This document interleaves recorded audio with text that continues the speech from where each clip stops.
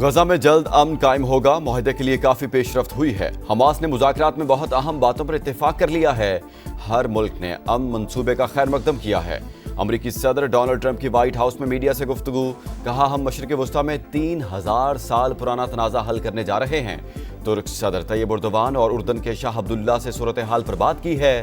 امریکی صدر نے کہا تجارت اور ٹیرف سے 7 جنگیں رکوائیں۔ پاکستان اور بھارت کے درمیان جنگ بھی شامل، اس جنگ میں 7 طیارے گرائے گئے تھے۔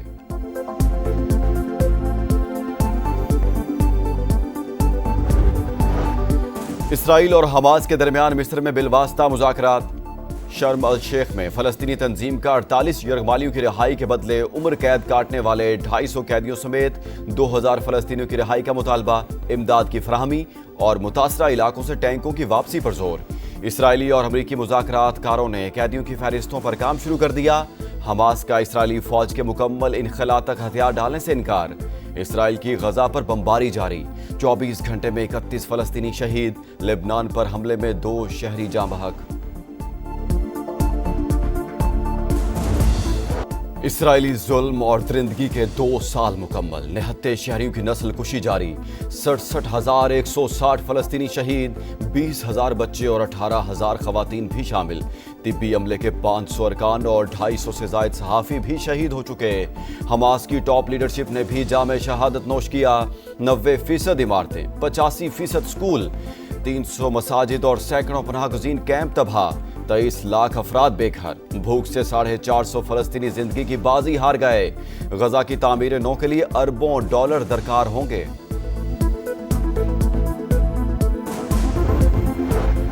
اسرائیل نے گریٹا تھنبرگ سمیت گلوبل فلوٹیلا کے مزید 171 ارکان کو ڈیپورٹ کر دیا۔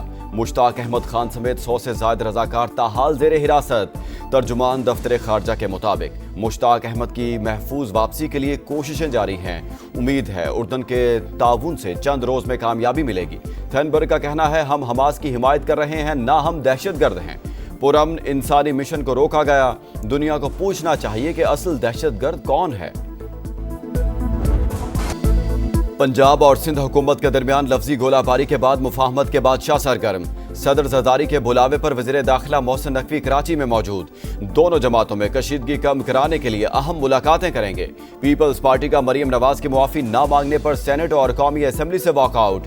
پنجاب کارڈ کھیلا جا رہا ہے، کوئی صوبہ کسی کی جاگیر نہیں، تجاویز کو مداخلت سمجھا جاتا ہے۔ ہماری سپورٹ کو کمزوری نہ سمجھیں، ایسا نہ ہو صوبائیت کی بو پھیلے اور وفاق کمزور ہو۔ شہری رحمان کی گرج برس، راجہ پرویز اشرف کی بھی شدید تنقید، بولے تنازع کو انتہا پر نہیں پہنچانا چاہتے، ہمیں مطمئن کرنے تک پارلیمانی کارروائی میں شریک نہیں ہوں گے۔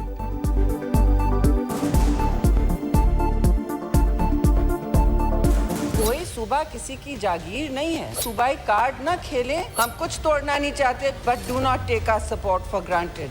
ایسا نہ ہو کہ یہاں صوبائیت کی بدبو پھر پھیل جائے، ایسا نہ ہو کہ وفاق پاکستان پھر کمزور ہو جائے۔ کوئی ہمیں سیٹسفائی نہیں کرتا، ہمارے لیے اس ہاؤس میں بیٹھنا بہت مشکل ہے۔ حکومت کی پیپلز پارٹی کو منانے کی کوشش ناکام، اسپیکر چیمبر میں بات چیت بے نتیجہ ختم۔ کسی بھی قانون سازی میں حکومت کی حمایت نہیں کریں گے، جالوں نے بتا دیا۔ وزیر اعظم وطن واپس آ کر تحفظات دور کریں گے۔ دورہ ملیشیا کی وجہ سے صدر زرداری اور بلاول سے ملاقات نہیں کر سکے۔ پیپلز پارٹی نے مریم نواز کی معافی کا کوئی مطالبہ نہیں کیا، رانا ثناءاللہ کا موقف۔ شہباز شریف اور نواز شریف صلح کے قائل، کسی کی دل آزاری پر مجھے بھی تکلیف ہے، اپوزیشن خوش نہ ہو، سیاست میں نرمی گرمی چلتی رہتی ہے، اعظم نذیر تارڑ نے بتا دیا۔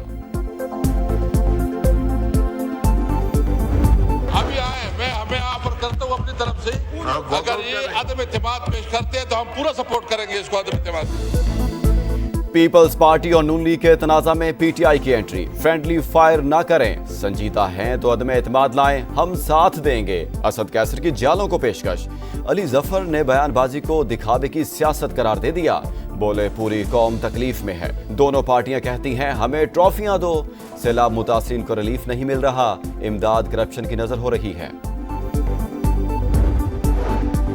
سیاسی بیانات نہ دیں، اپنے صوبوں کی ترقی پر توجہ دیں۔ سندھ اور پنجاب میں مختلف وزرائے اعلیٰ موجود ہیں، بہتر ہوگا جہاں مینڈیٹ ملا ہے وہاں کام کیا جائے۔ صدر استحکام پاکستان پارٹی اور وفاقی وزیر عبدالعلیم خان کا مشورہ، کہا پنجاب اور سندھ میں استحکام کے خواہاں ہیں، لوگوں کو بنیادی مسائل کا حل چاہیے، امید ہے بیان بازی کا سلسلہ بند ہو جائے گا، توقع ہے پیپلز پارٹی وفاقی حکومت کی حمایت جاری رکھے گی۔ ملیشین وزیر اعظم کی مسئلہ کشمیر پر پاکستان کے موقف کی حمایت، کہا خطے میں استحکام کے لیے پاک بھارت امن اہم ہے، پاکستان کے ساتھ قریبی تعلقات اور زیادہ سے زیادہ سرمایہ کاری چاہتے ہیں۔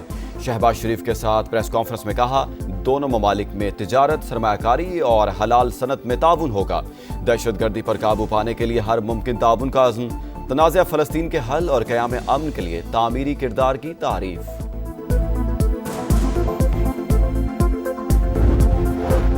پاکستان اور ملیشیا مل کر تجارت کریں تو آئی ایم ایف کو خیر بات کہہ سکتے ہیں، مختلف شعبوں میں باہمی تعاون مضبوط بنانا ہے، وزیر اعظم شہباز شریف کا پاک ملیشیا بزنس فورم سے خطاب، کہا پاکستان معاشی استحکام کی طرف بڑھ رہا ہے، دونوں ملکوں کی کمپنیاں مل کر انقلاب لا سکتی ہیں، ٹورزم سیکٹر میں سرمایہ کاری کی دعوت، پاکستان سے $20 کروڑ کے حلال گوشت کی برآمد کے فیصلے کا خیر مقدم، دونوں ممالک کے وزرائے اعظم کی ملاقات، مختلف شعبوں میں مفاہمت کی مختلف یادداشتوں پر دستخط۔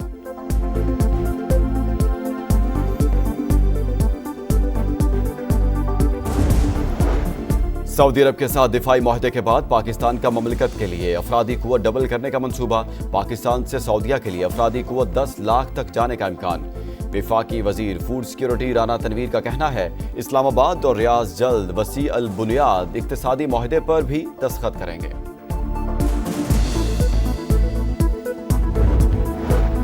سعودی وزارت حج و عمرہ نے ہر قسم کے ویزا رکھنے والوں کو عمرے کی اجازت دے دی، حکام کے مطابق فیصلہ عمرہ کی ادائیگی کو آسان بنانے کے لیے کیا گیا، ذاتی، خاندانی visit, transit, stop over, work اور ٹورسٹ ویزوں کے حامل تمام مسلمان عمرے کی سعادت حاصل کر سکیں گے۔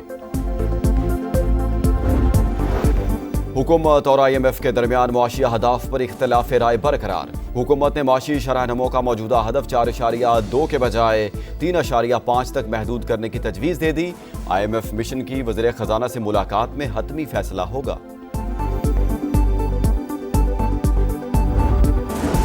پنجاب کے سیلاب متاثرین کے لیے امدادی پیکج منظور، جاں بحق فرد کے لواحقین کو 10 لاکھ، مستقل معذوری پر 5 لاکھ، پکا گھر مکمل گرنے پر 10 لاکھ اور جزوی نقصان پر 3 لاکھ کی امداد دی جائے گی، متاثرہ کسانوں کو بھی مالی مدد دی جائے گی۔ مریم نواز نے کہا پنجاب میں ایسا تباہ کن سیلاب پہلے کبھی نہیں دیکھا، کابینہ عوام کے دکھ درد میں شریک ہے۔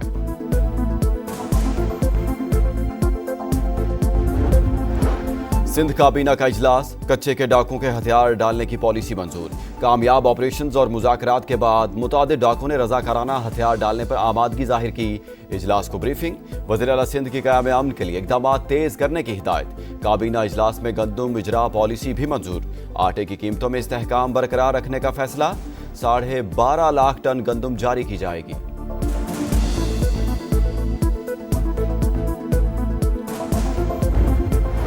کراچی کے تاجروں کو ایک بار پھر بھتے کی پرچیاں ملنے لگی، ایران کے نمبر سے بھی کالز موصول ہونے کا انکشاف، بھتہ نہ دینے پر اغوا اور قتل کی دھمکیاں، تاجر برادری تشویش کا شکار، کراچی چیمبر نے اراکین کو سیکیورٹی ایڈوائزری جاری کر دی، حکومت سے دستخط تحفظ فراہم کرنے کا مطالبہ۔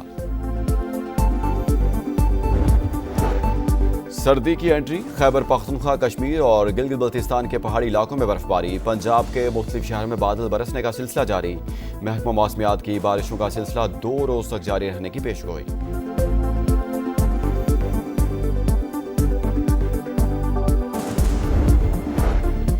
آئی سی سی ویمنز ورلڈ کپ کا میلہ، جنوبی افریقہ کی پہلی کامیابی، نیوزی لینڈ مسلسل دوسرا میچ ہار گیا، پروٹیز نے 232 رنز کا ہدف 41ویں اوور میں حاصل کیا، تزمن بریٹس 1 سال میں 5 سنچریاں بنانے والی پہلی خاتون کرکٹر بن گئی۔